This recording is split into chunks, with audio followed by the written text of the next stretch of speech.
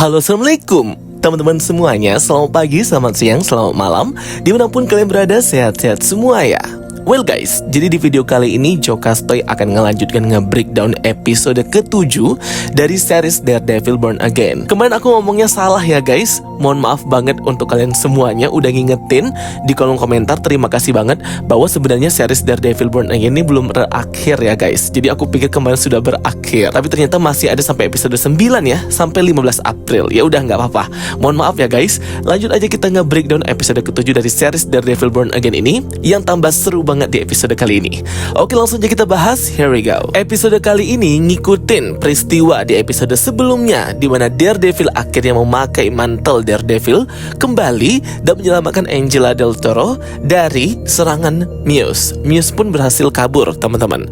Di sini akhirnya Mayor Kingpin pun mendapatkan informasi bahwa Angela Del Toro ini diselamatkan Daredevil dan Daredevil kembali menjadi vigilante di kota New York. Nah, raut wajah dari Kingpin atau Mayor Wilson Fisk ini langsung berubah, teman-teman, karena ia sangat anti banget dengan Daredevil. Walaupun yang dilakukan Daredevil ini sama untuk memburu Muse, permasalahan di kota New York yang juga sedang hendak diselesaikan oleh Wilson Fisk. Terlihat di rumah sakit, Angela Del Toro di sini masih terngiang-ngiang dan bermimpi buruk terkait penyekapan dan penyerangan yang dilakukan Muse episode yang lalu. Matt Murdock pun mandi di tempat rumah dari Dr. Heather Glenn, seperti masih menyesali gitu ya, mengapa ia tidak cepat menyelamatkan Angela Del Toro.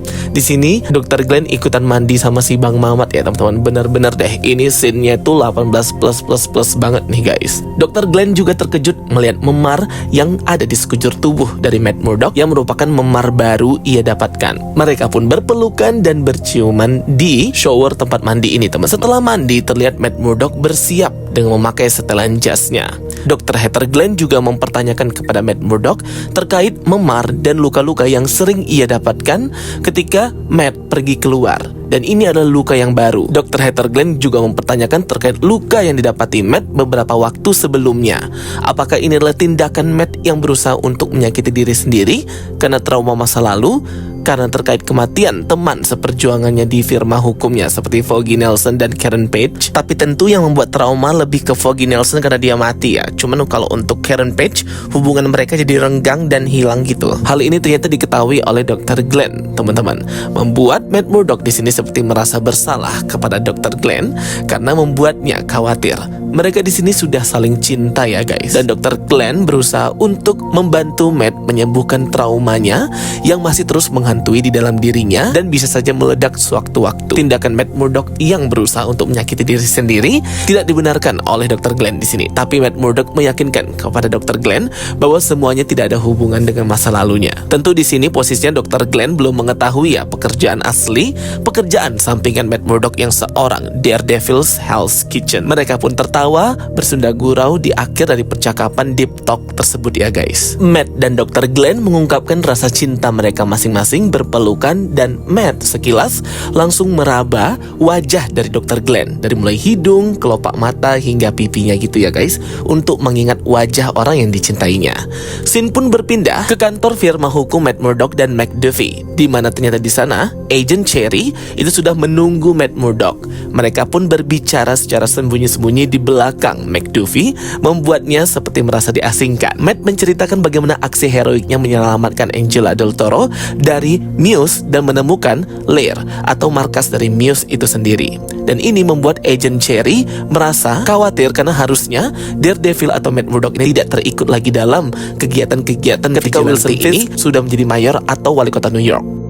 Namun di sini Matt Murdock tidak menuruti Agent Cherry karena ia harus menyelamatkan si Angela Del Toro itu. Dan ini menarik banyak perhatian bahwa Daredevil sudah kembali lagi ya setelah hilang hampir setahun lebih. Matt Murdock juga menginformasikan kepada Agent Cherry untuk terus menyelidiki tentang terkait kasus dari pembunuhan berantai Muse ini. Kekhawatiran Agent Cherry ini ditanggapi santai aja oleh Matt Murdock. Adegan pun berpindah ke kantor wali kota New York Wilson Fisk, di mana di sini Wilson Fisk masih merasa panik, merasa kesal dan merasa dilangkahi oleh tindakan Matt Murdock yang kembali menjadi Daredevil dan Vigilante. Ia menceritakan kepada bawahannya Buck bagaimana selama 10 tahun Matt Murdock atau Daredevil ini menghancurkan bisnis, menghancurkan kerajaan yang ia buat ya teman-teman. Nah, ini merujuk ke cerita dari Netflix Daredevil season 1, season 2, season 3 ya teman-teman.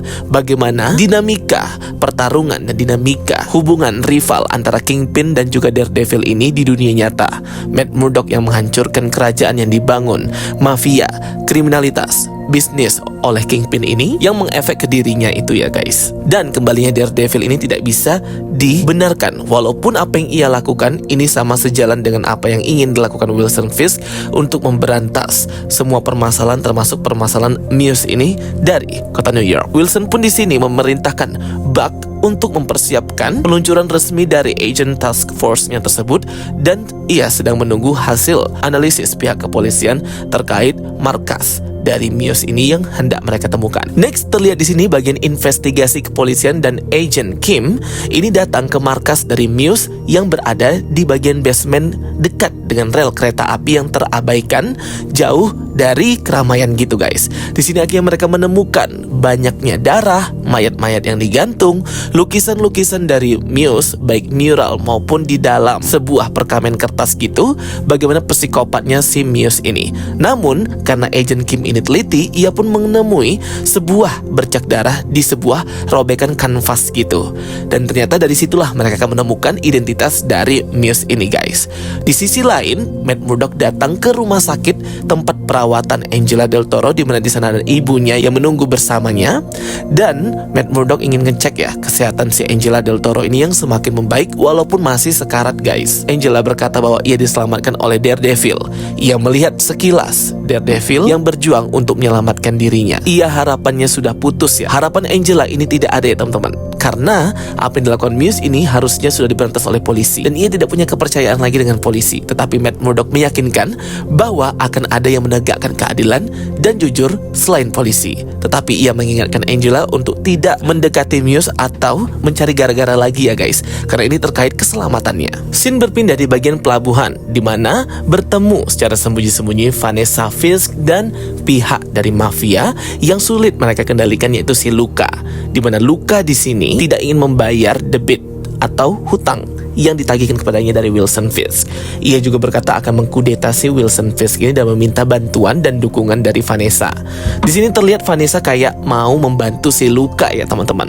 Tapi padahal Vanessa punya rencana lain untuk si Luka ini yang selalu membangkang terhadap dirinya dan suaminya Wilson Fisk. Beralih ke tempat konsultasi dari Dr. Glenn, ternyata ia menemui kliennya, seorang lelaki muda yang bernama Bastian Cooper atau Bastian Cooper. Nah, si Bastian Cooper inilah Muse sesungguhnya ya teman-teman. Jadi dia di sini memang psikopat banget, tetapi dia dari kalangan anak-anak orang kaya.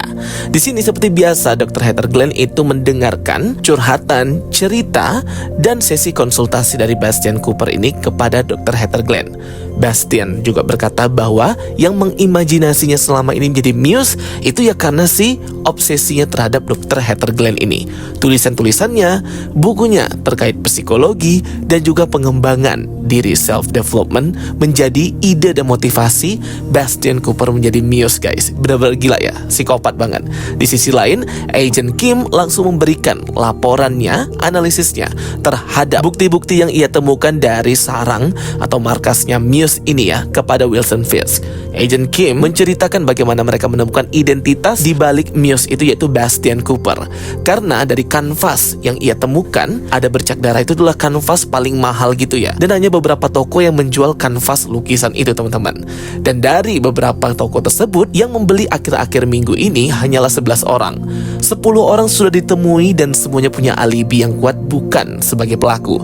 Tetapi satu orang yang sulit ditemui dan belum bisa dilacak oleh Agent Kim ialah Bastian Cooper. Bastian Cooper ini berasal dari anak orang kaya dan pernah terlibat dan banyak sekali pembunuhan di masa lalunya, termasuk membunuh mentor atau pelatih taekwondonya itu ya guys. Wilson Fisk yang mendengar laporan dari Agent Kim ini merasa bangga dan senang karena ia sudah mendapatkan banyak informasi dari pihak kepolisian kepolisian untuk menangkap Muse ini dan menyuruh Agent Kim untuk menyerahkan semuanya kepadanya karena ia akan menyuruh Anti-Vigilante Task Force atau Force, kelompok yang ia bentuk untuk memburu Muse. Dr. Heather Glenn masih belum curiga kalau Sebastian Cooper ini adalah psikopat Muse. Ia terus menceritakan kisah-kisahnya hingga ia mimisan gitu dan menggunakan darahnya untuk menggambar topeng dari Muse itu ya, membuat Dr. Heather Glenn pun ketakutan karena ia sudah merasa bahwa obsesi dan jiwa psikopat, jiwa pembunuh dari Bastian Cooper ini sudah terlihat gitu ya. Dr. Heather Glenn berusaha untuk kabur dari kantornya, namun segera Bastian Cooper menangkapnya dan memukul Dr. Heather Glenn. Adegan pun berpindah ke Anti-Vigilante Task Force Wilson Fisk yang ternyata sedang berada di markas Muse itu dan melihat banyak barang bukti. Daredevil Matt Murdock datang untuk melihat bukti-bukti yang lainnya yang bisa ngelit dia, menuntun dia kemana sebenarnya Muse ini pergi dan kabur guys. Ia melihat banyak gambaran dan mural art dari Muse dan akhirnya fokus Matt Murdock tertuju kepada beberapa perkamen atau gambar dari orang yang sama gitu yang ternyata muka dari Dr. Heather Glenn. Matt Murdock bisa menggunakan indera perabanya untuk mengetahui gambar siapa di atas kertas tersebut dengan tangannya karena ia pernah meraba wajah dari Dr. Heather Glenn itu ya teman-teman. Dan Matt Murdock pun sadar bahwa sebenarnya tujuan utama dari Muse ini ialah untuk membunuh Dr. Heather Glenn sebagai korban berikutnya, korban paling utama yang diinginkan oleh Muse dari jiwa psikopatnya tersebut. Matt Murdock langsung pergi ke tempat kerja Dr. Heather Glenn untuk menyelamatkannya ya, yang tadi dia sudah diserang oleh Bastian Cooper. Pihak Anti-Vigilante Task Force juga mengerahkan kepolisian untuk pergi ke tempat Heather Glenn setelah mengetahui gambar-gambar yang dibuka oleh Daredevil itu ya teman-teman, menampilkan wajah Dr. Glenn, lukisannya banyak banget di mana-mana. Dr. Heather Glenn pun terbangun setelah ia diserang oleh Muse. Tangannya sudah terikat dan Bastian Cooper itu sudah memakai topeng dan kostum Muse-nya itu. Ia menggenggam pisau dan juga jarum suntik untuk mengambil darah dari Heather Glenn ini.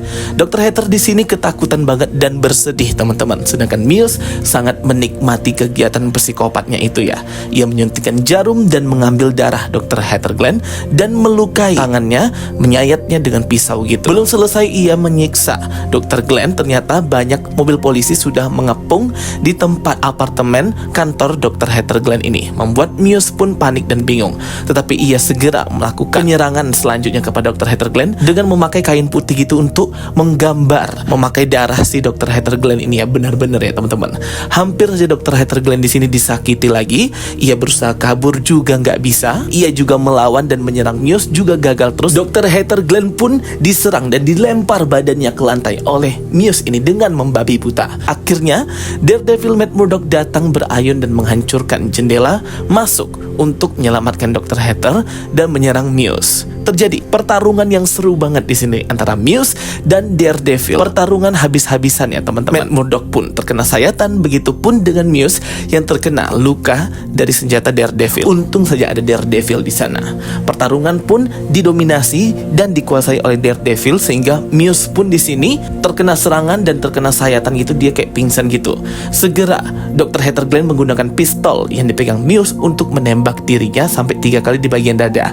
Aku nggak tahu dia di sini mati atau enggak, tapi terlihat dia mati sih ya guys ya.